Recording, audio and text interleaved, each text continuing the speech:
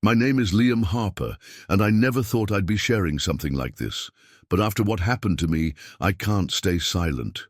I was just an ordinary guy, living an ordinary life. Work, friends, weekends, that's all I cared about. Faith, that was something for Sundays, if I even bothered to go to church. I wasn't a bad person, at least I didn't think so. I tried to be kind, to do the right thing when I could. But God, He wasn't really part of my daily life. I figured I had plenty of time to figure all that out later. That was before the accident. It was a Tuesday morning, just like any other. I woke up late as usual, rushing to get ready for work. I grabbed my coffee, my bag, and headed out the door. The sun was shining, the birds were singing, everything seemed normal. But deep down, I felt this strange unease, like something was off. I brushed it off, thinking it was just stress from work or maybe too much coffee. I got in my car and started driving, the radio playing some upbeat song I didn't really care about. My mind was elsewhere, thinking about deadlines, bills, all the usual stuff. I didn't notice the truck speeding toward me until it was too late. The last thing I remember is the sound of screeching tires, the flash of headlights, and then nothing. When I opened my eyes, I wasn't in my car anymore. I wasn't even on Earth. I was somewhere else, somewhere dark, cold, and terrifying. That's when I realized I was dead. The impact was sudden, violent, and completely unexpected. One moment, I was driving down the road, lost in my thoughts, and the next, I was thrown into chaos. The sound of metal crunching, glass shattering, and my own voice screaming filled the air. Time seemed to slow down as my car spun out of control. The world outside, a blur of colors and shapes. I remember the sensation of being weightless, like I was floating, and then the harsh jolt as my car slammed into something solid. Pain exploded through my body, sharp and unrelenting, but it didn't last long. Within seconds, everything went silent. I opened my eyes, expecting to see the wreckage, the paramedics, the flashing lights, but instead I was somewhere else. At first, I thought I was dreaming. I was floating, in a dark, endless void. There was no ground beneath my feet, no sky above me, just an infinite expanse of nothingness. I tried to move, to call out, but my body wouldn't respond. It was like I was trapped in a nightmare, unable to wake up, and then I saw it, a faint light in the distance, barely visible at first, but growing brighter with every passing second. It was warm, inviting, and for a moment I felt a sense of peace I hadn't known in years. I wanted to go toward it, to escape the darkness, but something held me back. That's when I heard the voices, whispers, faint at first, but growing louder, more insistent. I couldn't make out the words, but I knew they weren't friendly. They were coming from all around me, closing in, and I felt a cold, creeping dread that made my skin crawl. I tried to run, to fight, but I couldn't move. I was paralyzed, helpless, as the voices grew louder, more menacing. And then, just when I thought I couldn't take it anymore, the light returned, brighter than ever, and a figure stepped out of it. It was Jesus. I knew it was him before he even spoke. There was no doubt in my mind. His presence was overwhelming, filling the void with a light so pure it seemed to chase away every shadow. But it wasn't just the light. It was the way he looked at me.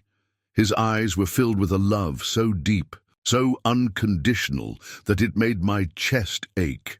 "Liam," he said, and his voice was like nothing I'd ever heard before. It wasn't just sound, it was a feeling, a vibration that resonated deep within me. "You are here because there is something. You need to see." I wanted to ask questions, to understand what was happening, but before I could speak, the darkness around us shifted. The void dissolved, and I found myself standing in a vast, dimly lit room.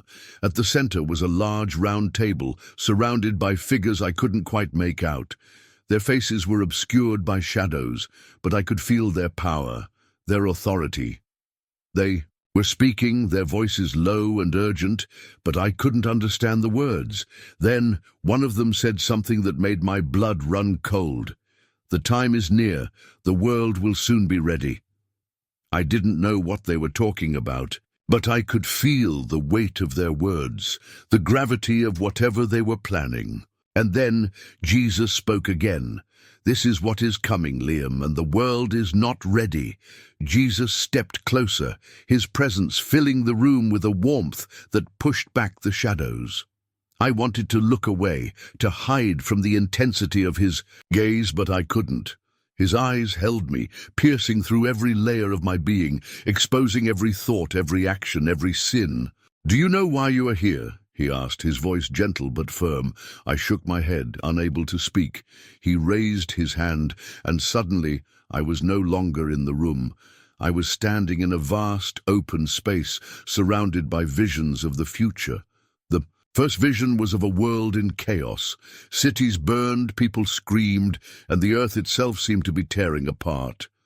I saw wars, famine, and natural disasters on a scale I couldn't comprehend. It was like watching the end of the world, and I felt a deep, aching sorrow for the people suffering. The second vision was of a man, a leader. He was charismatic, powerful, and people flocked to him, believing he was the answer to their problems. But as I watched, I saw the darkness in his eyes, the lies behind his smile. He wasn't there to save them, he was there to control them. The third vision was the most terrifying. I saw a book, a massive glowing book, floating in the air. Jesus opened it, and I saw names written in light, some shining brightly, others fading away. I realized with a sinking feeling that this was the book of life, and the names that faded were those of people who had turned away from God. "This is what is coming," Jesus said, his voice heavy with sorrow. "And the world is not ready." Wanted to ask questions, to understand more, but before I could, the visions faded, and I was back in the void. "You must warn them," Jesus said, his eyes locking onto mine. "Tell them what you have seen. The time is near, and the door will soon close." Before I could respond, the void around me shifted again. This time, I was standing in the middle of a city, but it wasn't like any city I'd ever seen. The streets were empty, the buildings crumbling, and the sky was a sickly shade of red. The air was thick with smoke, and the only sound was the distant wail of sirens. I turned, trying to make sense of what I was seeing, and that's when I noticed the people. They were huddled together in small groups, their faces filled with fear and desperation.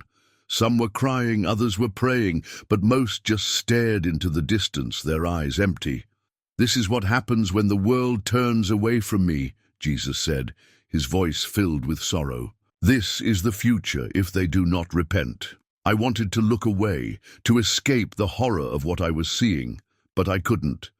The images kept coming, one after another, each more terrifying than the last. I saw a massive storm, unlike anything I'd ever imagined. It tore through cities, leaving nothing but destruction in its wake. I saw people running, screaming, trying to escape, but there was no escape. I saw a war, not between nations, but between people. Neighbors turned against neighbors, families, torn apart by hatred and fear. The streets were filled with violence, and there was no one to stop it, and then I saw the worst of it, a darkness, deeper and more terrifying than anything I'd ever experienced. It spread across the land, consuming everything in its path. I could feel it, a cold, suffocating presence that seemed to drain the life out of everything it touched. "This is the end," Jesus said, his voice heavy with grief. "This is what happens when the world rejects me." I felt a wave of despair wash over me. How could anyone survive this? How could anyone escape? But then Jesus turned to me, his eyes filled with a fierce determination. "You must warn them," he said. "Tell them what you have seen. The time is near and the door will soon close." I wanted to argue, to tell him that no one would believe me, that they'd think I was crazy. But before I could speak, Jesus raised his hand, and I felt a surge of warmth spread through me. "Do not be afraid," he said. "I will be with you. But you must act quickly. The time is short, and many are in danger." His words filled me with a sense of urgency, but also with a strange peace. I knew what I had to do, even if I didn't know how.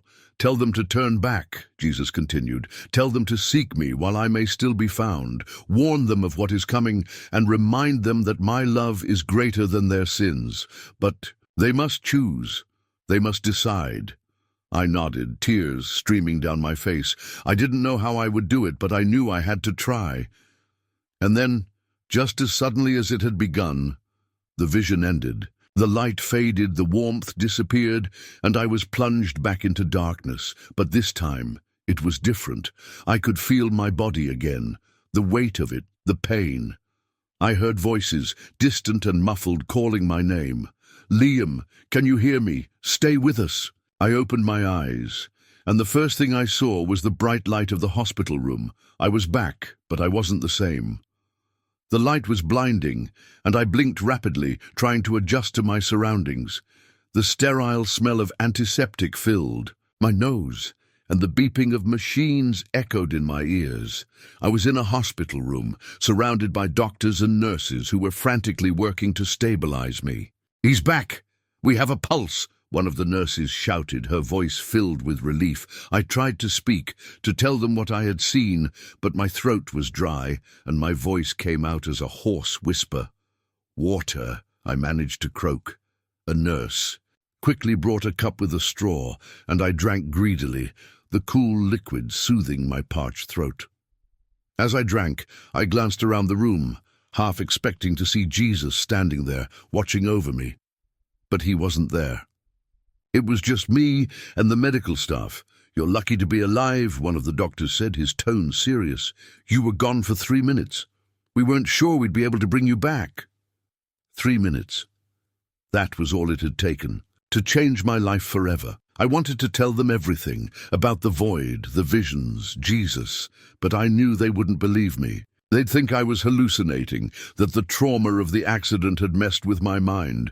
But I knew the truth. I had seen it with my own eyes. As the doctors continued to check my vitals, I closed my eyes, trying to process everything that had happened.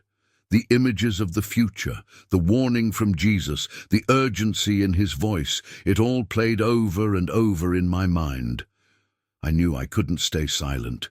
I had to tell someone, anyone, about what I had seen. But where would I even start? The days after I woke up were a blur. Doctors and nurses came and went, asking questions, running tests, and making sure I was stable. My family visited, their faces filled with relief and concern, but I could tell they didn't fully understand what I had been through. I tried to tell them, to explain what I had seen, but the words felt inadequate.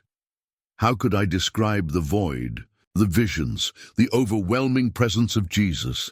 How could I make them understand the urgency of his warning? It was like nothing I've ever experienced, I said, my voice trembling. "I saw things that are going to happen. We need to be ready. We need to turn back to God." My parents exchanged worried glances, and my younger brother looked at me like I had lost my mind. "Liam, you've been through a lot." Mom said gently, "Maybe it's just the trauma. You should rest, focus on getting better." I wanted to argue, to make them see, but I knew it was no use. They weren't ready to hear it. As the days passed, I tried to push the experience to the back of my mind, to focus on my recovery. But the visions kept coming back, haunting my dreams and filling my thoughts. I couldn't escape them. One night, as I lay in my hospital bed, I decided to write everything down. Maybe if I put it into words, I could make sense of it. I grabbed a notebook and started writing, pouring out every detail, the void, the visions, the warning from Jesus. When I was done, I felt a sense of relief, but also a growing determination. I couldn't keep this to myself. I had to share it, no matter what anyone thought. The next day I asked one of the nurses if I could use her phone to record a video. She hesitated, but after seeing the urgency in my eyes, she agreed. I sat up. In bed, took a deep breath and started recording. "My name is Liam Harper, and I died for 3 minutes," I began, my voice steady despite the fear and doubt swirling inside me. "In those 3 minutes, I saw things that changed my life forever. I saw the future, and it's not something we're ready for. But there's still time. We can still turn back. We can still choose God." I poured my heart into that video, sharing everything I had seen and heard. When I was done, I uploaded it to social media, not knowing if anyone would believe me, but knowing I had to try. At first, nothing happened. The video got a few views, a couple of comments, but most people seemed to ignore it. I felt a pang of disappointment, but I told myself it didn't matter. I had done what I could. But then things started to change. A few days after I posted the video, I noticed a black SUV parked outside the hospital. At first I thought it was just a coincidence, but then I saw it again the next day, and the day after that. I tried to convince myself I was being paranoid, but the feeling of being watched wouldn't go away. One night, as I lay in bed, I heard footsteps outside my door. They stopped, and for a moment, there was silence. Then the door creaked open, and a man stepped inside. He was tall, with sharp features and cold, calculating eyes. He didn't say anything at first, just stood there, watching me. "Who are you?" I asked, my voice trembling. He didn't answer. Instead, he pulled something from his pocket, a small black device that looked like a remote. "You've been asking the wrong questions, Liam," he said, his voice low and dangerous. "And now you've become a problem." I tried to sit up to call for help, but before I could, he pressed a button on the device, and a sharp, piercing sound filled the room. It was like nothing I'd ever heard before, a noise that seemed to vibrate through my entire body. I dropped to the bed, clutching my head as the sound grew louder, more intense. My vision blurred, and the last thing I saw was the man stepping closer, his cold eyes staring down at me. "Sleep tight, Liam," he said. "When you wake up, you'll wish you'd stayed out of this." And then everything went black. I woke up gasping for air, my heart pounding in my chest. The room was dark, and for a moment I didn't know where I was. Then I remembered. The man, the device, the sound. I sat up, my hands shaking, and looked around. The room was empty, but the door was slightly ajar. I could hear voices in the hallway, low and urgent, but I couldn't make out what they were saying. I knew I had to get out of there. I swung my legs over the side of the bed, ignoring the pain that shot through my body, and grabbed my phone. I didn't have much time. As I stood up, I noticed something on the bedside table, a small, white envelope. My hands trembled as I picked it up and opened it. Inside was a single sheet of paper, with a message typed in bold letters, "You were warned." I dropped the paper like it had burned me, my mind racing. They had been here, in my room, while I was unconscious. The voices in the hallway grew louder, and I knew I had to move. I grabbed my jacket and slipped out of the room, staying close to the wall as I made my way to the stairwell. My heart was pounding as I descended the stairs, each step bringing me closer to freedom. But I knew this wasn't over. They would come after me again. When I reached the ground floor, I pushed open the door and stepped outside. The cold night air hit me like a slap, but I didn't care. I had to keep moving. I didn't know where I was going, but I knew I couldn't stop. I had to warn people, to tell them what I had seen. As I walked, I pulled out my phone and started recording another video. "My name is Liam Harper, and I died for 3 minutes, I began, my voice steady despite the fear and exhaustion. In those 3 minutes, I saw things that changed my life forever. I saw the future, and it's not something we're ready for. But there's still time. We can still turn back. We can still choose God. I uploaded the video as I walked, not knowing if anyone would believe me, but knowing I had to try. I didn't know how long I walked, but eventually I found myself in a quiet park. The night was still, the only sound the rustling of leaves in The wind. I sat down on a bench, my body aching, my mind racing. I checked my phone, hoping to see some response to the video I had just uploaded. There were a few views, a couple of comments, but nothing significant. I felt a pang of frustration, but I told myself it didn't matter. I had done what I could. As I sat there, I noticed a figure approaching from the shadows. My heart skipped a beat, and I stood up ready to run. But then I recognized the face. It was my friend Mark. "Liam," he said, his voice filled with concern, "what are you doing out here? Are you okay?" I wanted to tell him everything, to make him understand, but I knew it was no use. He wouldn't believe me. "I'm fine," I said, forcing a smile. "Just needed some fresh air." Mark nodded, but I could tell he didn't believe me. He sat down next to me, and for a while we just sat there in silence, watching the stars. But then I noticed something, a black SUV parked across the street. My heart started to race, and I knew I had to go. "I have to leave," I said, standing up. Mark looked at me, confused. "What's wrong?" "I can't explain," I said, my voice trembling. "Just be careful, okay? And if you see anything strange, anything at all, call me." Mark nodded, still confused, but I didn't have time to explain. I turned and started walking, my heart pounding in my chest. As I walked, I noticed the SUV following me, its headlights cutting through the darkness. I quickened my pace, but the SUV kept coming closer and closer. I knew I couldn't outrun it. And then, just as the SUV was about to catch up to me, I heard a voice I recognized. "Liam." I turned, and there he was, Jesus, standing. In the light, his eyes filled with love and determination. "It's not over," he said. "Keep fighting." And then the light faded, and I was alone again.